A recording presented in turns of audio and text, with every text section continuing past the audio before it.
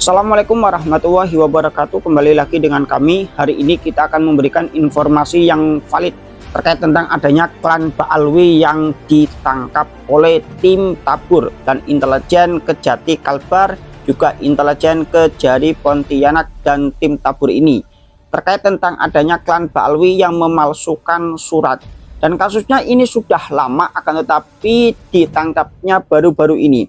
Dan kita akan tampilkan video di akhir video ini terkait tentang ditangkapnya klan Baalwi atau Khabib ini. Akan tetapi sebelum kita tampilkan videonya, kita akan jelaskan terkait tentang kasusnya terlebih dahulu. Ada beberapa berita yang menayangkan terkait tentang kasus ini, salah satunya pontianakpost.jawapost.com.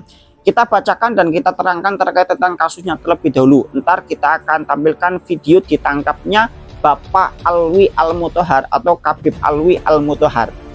Tim intelijen Kejati Kalbar bersama intelijen Kejari Pontianak dan tim Tabur berkolaborasi dengan AMC Kejagung RI berhasil mengamankan Khabib Alwi Al-Muthohar, terpidana kasus penggunaan surat palsu. Pria 63 tahun yang berstatus DPO itu ditangkap pada Jumat 28/11 masih baru kemarin di Bogor Selatan, Kota Bogor. Jadi ini baru ditangkap, akan tetapi sudah menjadi DPO sejak lama. Penangkapan dilakukan secara persuasif tanpa perlawanan di sebuah rumah di Kelurahan Empang. Setelah diamankan, terpidana langsung dibawa ke Pontianak untuk menjalani hukuman. Khabib Alwi atau Bapak Alwi ini sebelumnya telah menjalani proses penyidikan dan persidangan hingga akhirnya diputus bersalah oleh Pengadilan Negeri Pontianak pada 31 Mei 2022 bersama rekannya Haji Salim Ahmad. Jadi ini kasusnya sudah agak lama terkait tentang persidangannya, penyidikannya dan lain sebagainya, akan tetapi malah lari kabur diri. Dan alhamdulillah sudah ditangkap oleh kepolisian. Keduanya terbukti memakai surat palsu dan dijatuhi pidana 2 tahun penjara. Kemudian diperkuat oleh Pengadilan Tinggi Pontianak.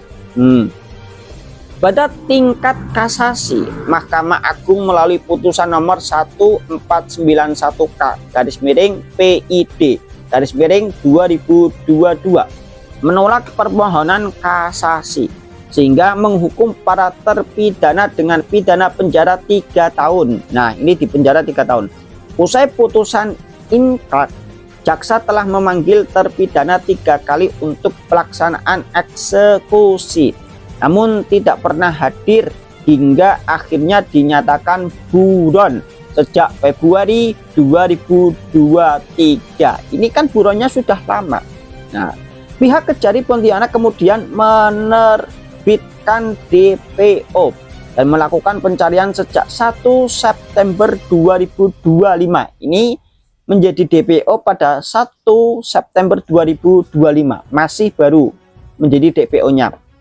Terpidana diketahui kerap berpindah lokasi untuk menghindari pemantauan aparat. Jadi ya memang kayak gitu. Biasanya kalau orang itu sudah menjadi DPO itu dari satu titik ke titik yang lain untuk menghindari hal tersebut supaya tidak tertangkap. Bukan hanya klan Baalwi, semua para gembong-gembong penjahat itu ketika sudah di DPO maka dia akan melakukan sebuah perpindahan dari tempat satu ke tempat yang lain. Ya, salah satunya Bapak Alwi Al-Muthohar ini. Melalui program Tabur Kejaksaan, tim berhasil melacak keberadaannya dan menangkapnya tanpa perlawanan. Terpidana langsung diproses dan dieksekusi ke lembaga pemasyarakatan. Nah, jadi ini langsung dieksekusi, langsung ditangkap ya tanpa adanya perlawanan. Kepala Kejari Kalbar, Elmilwan Ridwan, mengapresiasi keberhasilan tim yang berhasil menuntaskan pencarian DPO tersebut. Ia menegaskan bahwa kejaksaan berkomitmen menyelesaikan seluruh buronan demi kepastian hukum. Dan ini kita dapat informasinya di pontianakpost.jawapost.com. Dan ada beberapa informasi juga di Viva Kalbar dan lain sebagainya.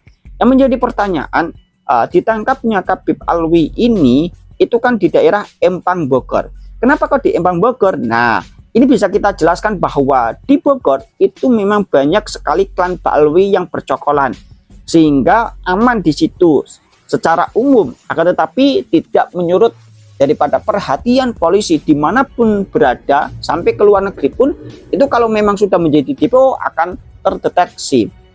Maka ketika klan Baalwi yang namanya Khabib Alwi Mutahari ini pergi atau bersembunyi di Bogor, itu karena alasannya banyak temannya, banyak klan Baalwi yang bertempat di situ, baik itu yang kelihatan, baik itu yang tidak kelihatan. Artinya memang di situ juga termasuk salah satu gudangnya klan Baalwi. Bahkan bisnis-bisnis yang haram pun itu banyak di situ yang dilakukan oleh klan Baalwi.